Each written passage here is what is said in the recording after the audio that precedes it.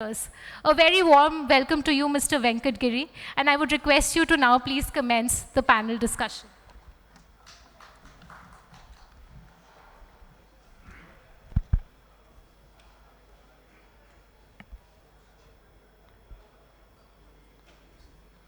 Good afternoon. Am I audible at the end, please? Yeah, thank you. It's a privilege to be part of this program and this important session. How long do we take? It's already about 12:15 or 12:20. As long as you see the crowd Oh, interest. okay. That's a good way of putting, Mr. Goyal. You know, Abraham Lincoln was once invited for an evening dinner speech. He said, how long can he speak? They said, you can speak for any amount of time, but we'll leave for dinner at 7 p.m. Okay. The panelists wouldn't like to speak to an empty auditorium. Having said that, when Mr. Ganesh Patti called me for moderating this session, I was in a sort of a dilemma. One, it appeared very easy because I had the best of the experts from the paper sector who are part of the panel, and perhaps one has to just invite them and thoughts would be flowing from each one of them. The job is almost like the non-playing captain of one of the best teams of the country or the world. On the other side, as I started thinking about it more, I squirmed at the thought of sitting on an equal platform with such experts from the industry. My knowledge about paper has been much shallow and very rudimentary, except for some areas of energy efficiency and environment. My knowledge and awareness is much smaller and rudimentary in comparison to what they have. But nevertheless, like Mr. Sanjay Singh mentioned, I also sought some divine intervention and came over and standing in front of you to speak to you and moderate this session. Before I hand it over to the expert panelists, a few things I wanted to share, a few thoughts on the sector.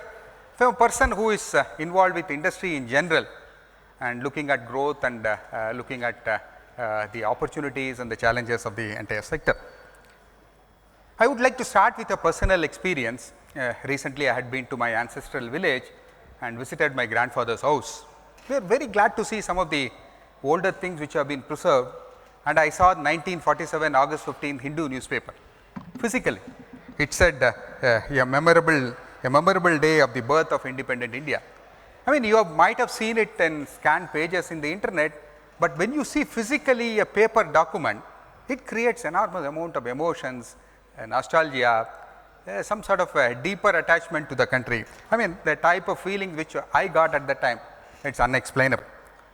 And then as I went on keeping through some of the other documents, I saw a diary of 1964, and I quickly turned over to the month of October. It said October 28th, Hema delivered a male child. That happened to be my birthday. It gave more amount of emotions when I saw that writing on a piece of paper in a physical diary.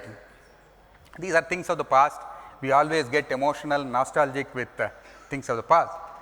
But last 2 days, there was a newspaper item which said Sri Lanka postpones its school examination because of non-availability of writing and printing paper. Of course, many of us know that Sri Lanka has been undergoing enormous amount of financial difficulties, but coming down to stopping the examination of a school was unheard of. So, paper is not only nostalgic, paper is also something which is down to earth and order of the day, now 1%, here and now. And I also had some discussions in terms of the future opportunities with some of the other sectors, the chemical sector, the glass sector.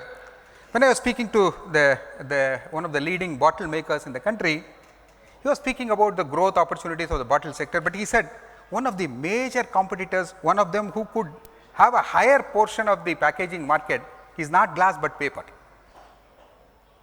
So, he is one of the leading manufacturers of glass in the country and also perhaps comparable with some of the best plants in the world, and also involved with the Glass Manufacturing Association.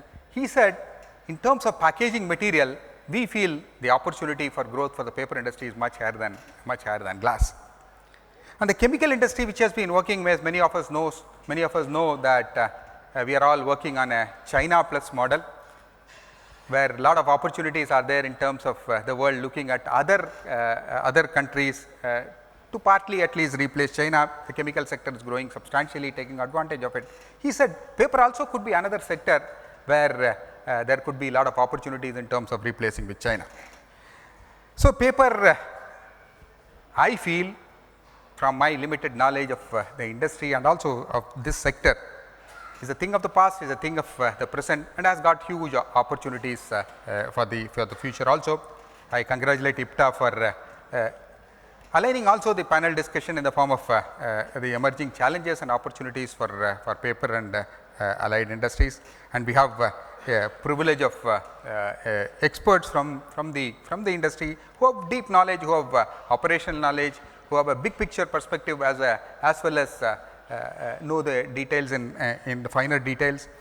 So, what I would request first of all is to request each of the panelists to perhaps take about 5 minutes each to express your initial thoughts. That would be about 25 minutes, maybe another 5 to 7 minutes we would take for some questions from my side based on the initial remarks they have made. Then we leave it to open to the audience for about 20 to 25 minutes. This would be the overall arrangement. With that fine introduction and thanks to IPTA for this opportunity.